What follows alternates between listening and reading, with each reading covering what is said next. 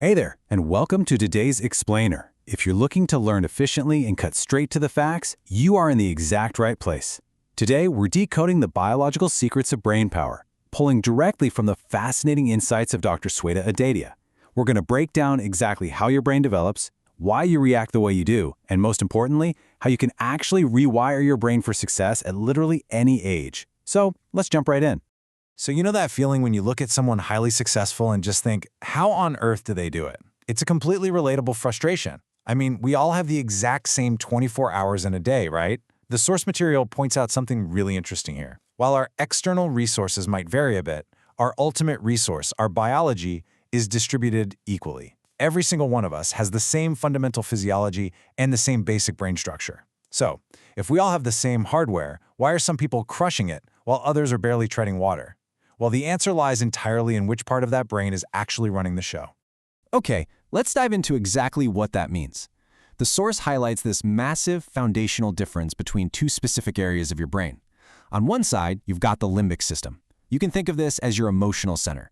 It's responsible for those immediate fire reactions. It detects threats, drives intense emotional reactivity, and yeah, it even controls that chaotic, whirlwind feeling of falling in love. But on the other side is the prefrontal cortex. This is your logic center. It dictates emotional control, rational choices, and ultimately achievement and success. And the harsh reality we have to face is that people who struggle to reach their potential often have an underdeveloped prefrontal cortex, which leaves them completely stuck in the emotional reactivity of that limbic system. Now, these two brain systems don't just work in isolation, they interact like a biological seesaw. The source material describes this dynamic perfectly. Think about it. When someone cuts you off in terrible traffic and you instantly see red, your limbic system fires up. And when that side of the seesaw goes up, your logical prefrontal cortex automatically shuts down and drops straight to the bottom. You simply cannot use logic when you're entirely consumed by emotion. But the brilliant part is that the reverse is absolutely true. The exact moment you deliberately activate your prefrontal cortex, your limbic reactivity goes down. So the ultimate goal here is to keep that seesaw balanced in favor of logic. To really understand how your personal seesaw got its current balance, we have to look at how your brain builds over time. According to the source, there are three major chronological windows of development: 0 to 3 years, 13 to 20 years, and 25 to 40 years. Now, looking at these phases, especially if you fall into that last bracket, you might immediately feel a tiny sense of panic, right? Wondering if you've already missed your window to maximize your brain's growth? Well, let's walk through these specific phases so you can understand exactly how your brain got to where it is today. So, the crucial point is what happens right at the very beginning. 700. That is an absolutely staggering number.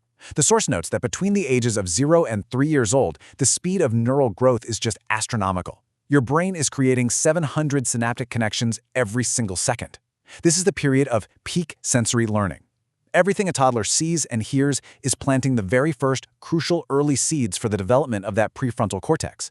It literally forms the foundational bedrock of exactly how a person will process the world around them.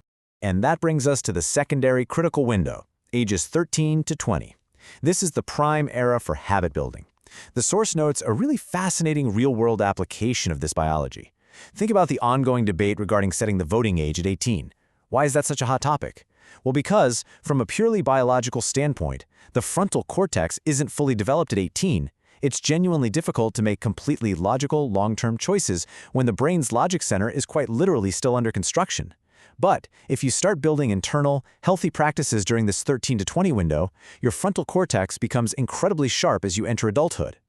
Okay, but what if you're currently between 25 and 40? You might be sitting there right now thinking, did I miss the bus? Is it simply too late for me? The source directly validates this fear. It's so incredibly tempting at this age to just throw your hands up. You kind of want to blame bad genes, claim you're just hardwired this way, or point the finger at your parents and generational trauma. It's so easy to say, hey, I wasn't raised right, my genes are bad, so I'm just going to stay angry and live my whole life in fight or flight mode. But the truth is, that's just an excuse. Enter neuroplasticity. The source describes this as a beautiful gift. Neuroplasticity is the brain's incredible ability to completely rewire and strengthen its neural connections at literally any age. It completely shatters the excuse of having a hardwired brain. There is absolutely nothing wrong with starting from scratch right now. Your brain is highly malleable. You haven't missed the bus at all. You just need to learn how to drive it. In fact, the source material puts it perfectly. The day you decide, The day you commit that you want to build this frontal cortex strength, that is possible. It's incredibly empowering when you think about it. But to actually get there, you have to take the very first step, which is absolute unflinching awareness. You have to be deeply aware of your current reactions. Are you operating from your emotional limbic system or your logical frontal cortex? Because let's face it, you can't fix what you refuse to acknowledge.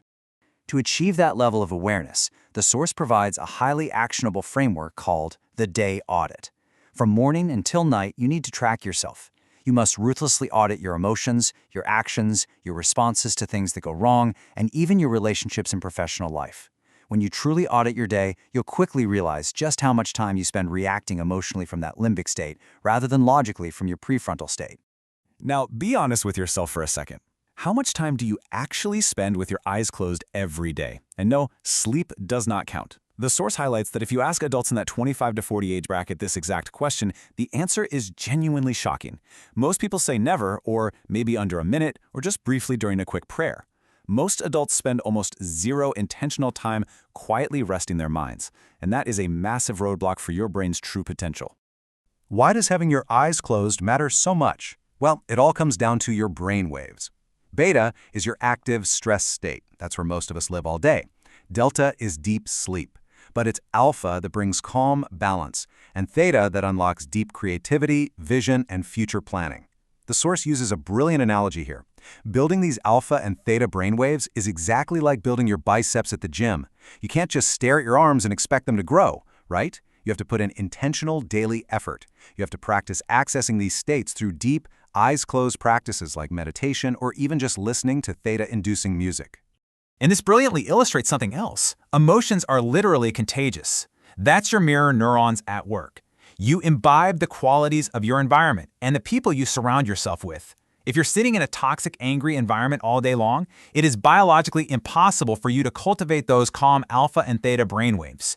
You simply cannot build peace in a war zone. If you want to change your brain, you absolutely have to change your environment.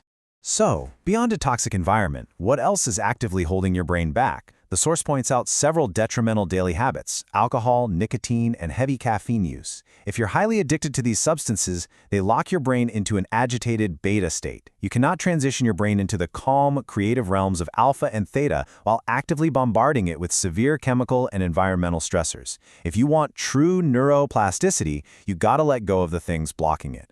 Ultimately, the source material leaves us with a truly provocative metaphor.